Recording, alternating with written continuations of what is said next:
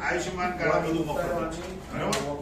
જો આયુષ્યમાન કાર્ડ, આધાર card, rationing card, 4 passport ફોટા બતાવીએ.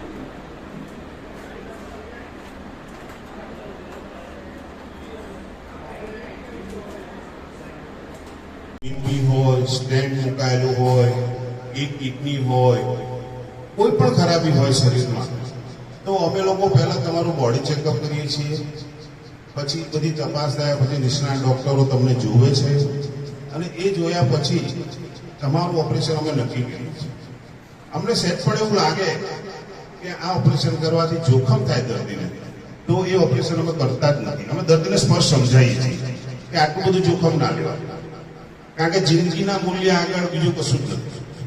અને જે દર્દીનું ભલે ઉંમર હોય 80 વર્ષ, પણ કાકાનું હૃદય સરસ હોય, કિડની સરસ હોય, રિપોર્ટો સારા હોય, તો એમનું ઓપરેશન કરી શકાય, એમાં કોઈ જોખમ રહેતું નથી. અને રિઝલ્ટની તમને બહુ સરસ એકદમ ખાતરી આપવામાં આવે છે. બીજી વસ્તુ એ છે કે તમે જ્યારે આગલા દિવસે દાખલ થાઓ છો ત્યારે તમને અમારા ત્યાં રોજ ઓપરેશન થાય છે. અમે મહિને 150-200 ઓપરેશન કરીએ છીએ. તમે આવશો હોસ્પિટલમાં તો આગલા દિવસે ઓપરેશન નથી થતું, એક દિવસ તમારો પ્રોસેસમાં જાય છે. એ દરમિયાન તમે બધા દર્દીઓને મળી શકો છો, એમનું રિઝલ્ટ જોઈ શકો છો. પછી આપણું અંતરાત્મા માને કે ના ભાઈ આપણે સરસ મજાના રિઝલ્ટ છે, બધા ખુશ છે, તો આપણે ઓપરેશન કરાવવાનું છે. અને આપણને કાંઈ પણ ડર લાગે, આપણને શ્રદ્ધા ના બેસે, તો કોઈ ચિંતા નથી, પ્રેમથી કહેવાનું કે સાહેબ અમારું ઓપરેશન નથી કરવું, અમે ઘરે આપણને ક્યાંય ખોટું લાગતું, બરોબર?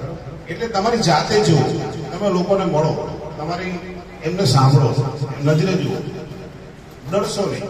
ખોટી લોકવાયકાથી ડરશો નહીં, કારણ કે ડોક્ટર ભગવાન નથી. હજાર ઓપરેશન કરતા હોય તો એકાદ ઓપરેશનમાં નાની મોટી તકલીફ થાય, એમાં ઘણું બધું હોય છે, દર્દીની ઉંમર હોય કે બીજા કારણો હોય, તો એ અલગ વસ્તુ છે.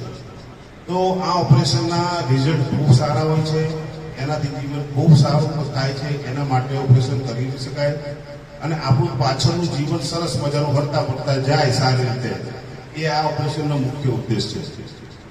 હવે આ ઓપરેશન દરમિયાન ફિઝિયોથેરાપીની કસરતની વાત આવે તો અમારું ઓપરેશનનું આયોજન એવું છે, ટેકનોલોજી વિશે કે મોટા ભાગના દર્દીઓને કસરત કરવાની જરૂર પડતી નથી.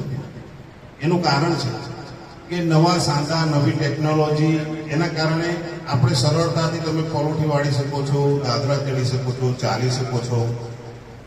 હવે અમુક દર્દી બહુ જ જેને કહેવાય સહનશક્તિ ઓછી હોય, અથવા એ લોકો ઘરે આવીને અમારી સલાહ પ્રમાણે બે ત્રણ વસ્તુ બતાવીએ એ ના કરતા હોય, તો એવા દર્દીને ફિઝિયોથેરાપી થોડી જરૂર પડે. અને તમારે સરસ મજાનું ફિઝિયોથેરાપી સેન્ટર અંદર ઘરે જ છે, અહીંયા નજીકમાં જ છે, એટલે કે એની કોઈ ચિંતાનું કારણ નથી. તો આપ સૌ જ્યારે એક્સરે ના આવો, મનમાં કોઈ પણ ચિંતા હોય, મૂંઝવણ હોય, તો તમે અમને પૂછીને જજો.